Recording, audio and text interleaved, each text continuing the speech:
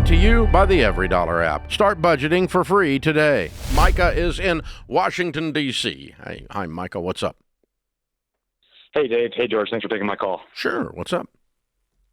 Hey, so a little bit about me. I'm 24. I'm currently debt-free. I make $80,000 a year. I am currently maxing out my 401k and IRA. I want to buy a car that costs $30,000. However, I don't want to get rid of my current car. It would just be a play car. It's a sports car. My question is I have $30,000 in cash that I'm prepared to pay for this car. I'm not sure if it's better to put this in a different sort of investment portfolio, or if it would be okay, to splurge and buy this car. Oh, I see. I thought you were calling the car an investment. My face was turning inside out. Okay. So what's the car? I'm a car guy. I love gears. So it's a Nissan 370Z. Oh, sweet. Nice car. Okay. And what year model? 2019. Okay. All right, cool. And what's the car you're currently driving worth?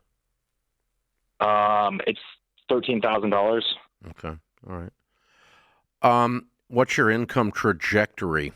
When would you be making 90? Potentially maybe 5 years from now. Whoa. So you're going to get a $10,000 raise over 5 years? Well, I'm projecting a promotion, and then how the military works when I move. Oh, you're in the military. Okay. In my house. Correct. Okay. Now I understand. Okay. Yeah, that would be more reasonable in the military. Most people are going to make a lot more in 5 years than a $10,000 raise. That's why I went. Right. Yeah. Okay. Well, I mean, here's the thing. I love cars.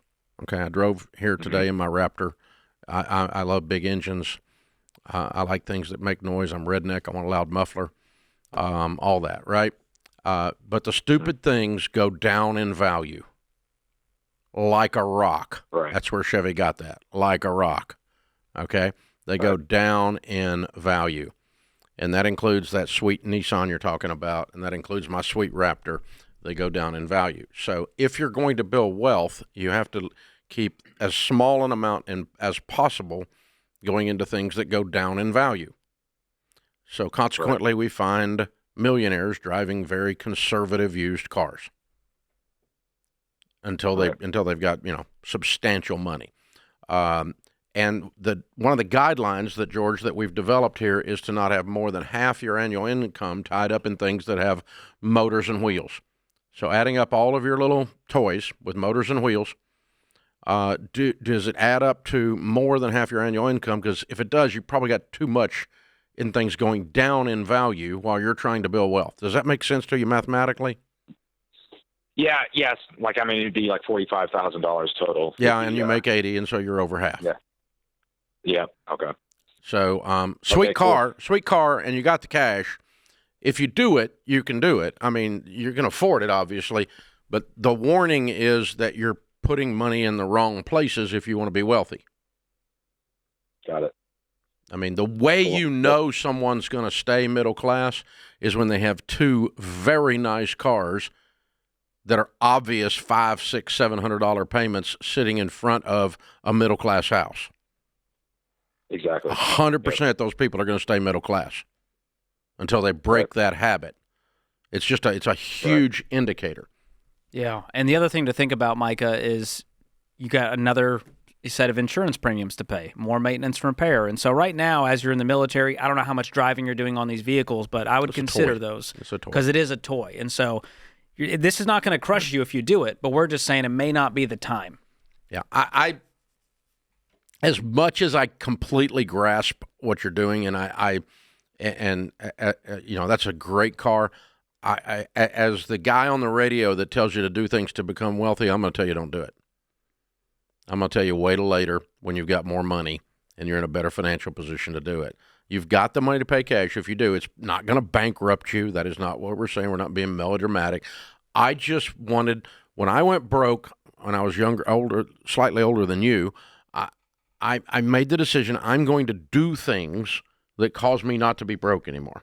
And I'm going to identify what broke people do. I'm not going to do that. I'm going to identify what rich people do, and I am going to do that.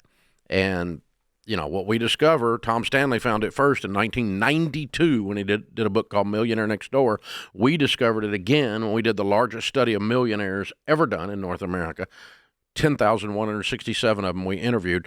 We did not find fancy cars.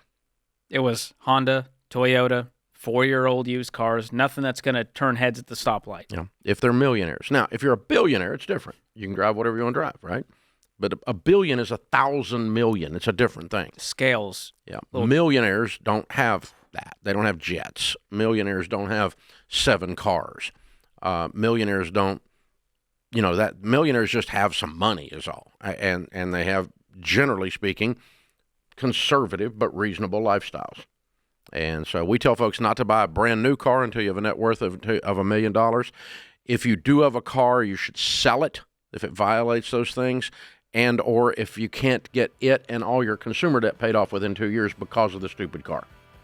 And so if you got like a $50,000 car, you make $60,000 a year, you need to sell it, and you need to, get rid of this $1,100 payment.